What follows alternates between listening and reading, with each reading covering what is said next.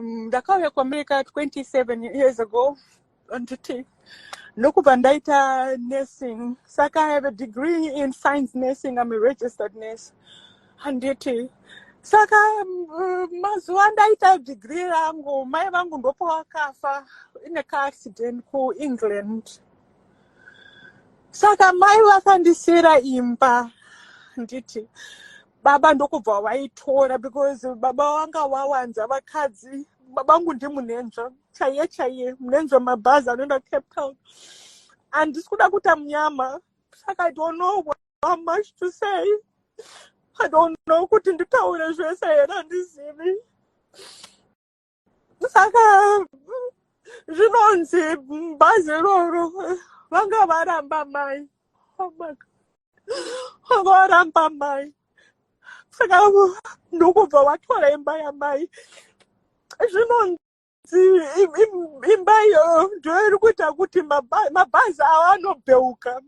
Vanokwira mabhazi kwaMunhenzva, munoziva kuti mabhazi kwaMunhenzva anobheuka.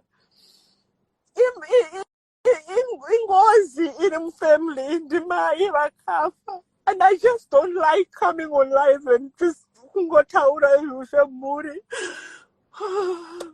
Saka baba zvinonzi vakaenda kunondiromba and ndakaudzwa I've never been in Zimbabwe. I'm going to 30 years and ndadzoka back to Zimbabwe. Saka zvinonzi hanzi wakaiswa mubhodhoro, hanzi ndakaiswa mubhodhoro. Hanzi vakatora misodzi yembwa. Vanoziva chivanondiudzei. Hanzi vakatora misodzi yembwa. Ndokubva waipukuta. Hanzi ndokubva vatora mvura yavakagezesa imbwa. Hanzi ndokubva zvaiswa mubhodhoro here. Hanzi misodzi yembwa is supposed to kupa munyama. Help me andinzwisise Shona. Shona chinondinetsa. Saka hanzi kuti ndirarame ndinotofanirwa kutofamba. Zvino ndiri kuAmerica ndinofamba kupi?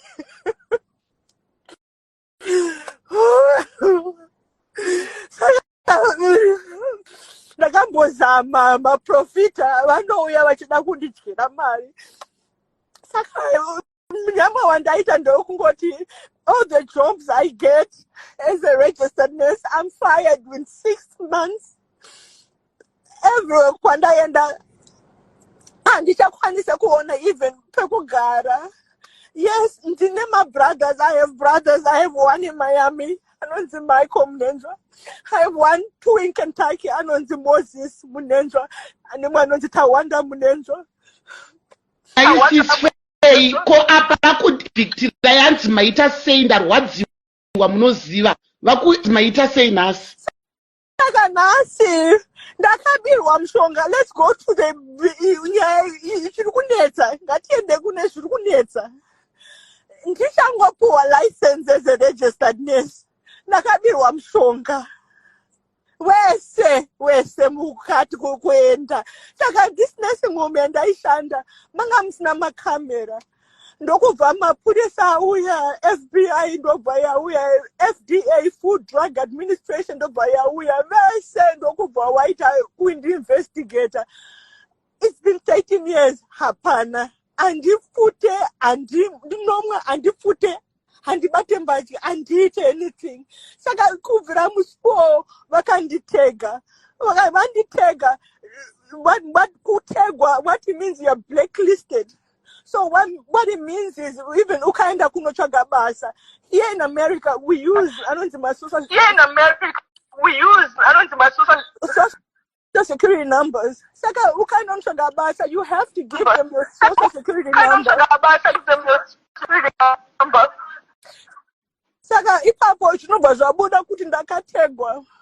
Saka ndobva ndadzingwa basa. Every 6 months I pay before I'm fired from a job.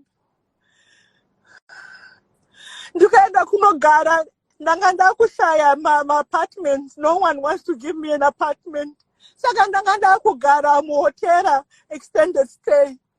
Saka nhasi ndokubva zvanzi vakatanga, okay, kuti ndizo evictwe. Vakatanga kupancha mataya angu. Havasi kuda kuti ndifambe. They don't want me to walk. They don't want me to work. Saka vanouya, they punch my tires. If you don't believe me, ndinokupai maviwa mandine so many recordings. Saka kuti ndifambe really safe. I had to start going live on videotaping. Saka ndakabata muridzi weHotaura achiuya pamota pangu midnight ambeno zvaaita. Saka aona kuti ndamubata. Saka ari kutya kuti I'll sue him. Ndopaakangotiti, you know what, andinogara newe panapa.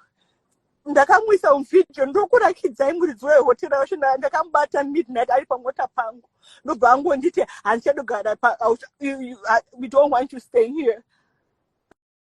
Nasi ndobva ndati all right, I've been with you for 2 years. If you evict me, it was supposed to be Friday. Ndoenda kupi? Tell me, Victor, one day, unoona kupi? Even apartment, you can't get an apartment within a day. Chindipai or 2 weeks. Ndikwanisa kutsvaga rent or apartment. You can say, no, we want you out today. Then I've been with you for 2 years. You can say, we don't care, we want you out by 4 o'clock. Ndikati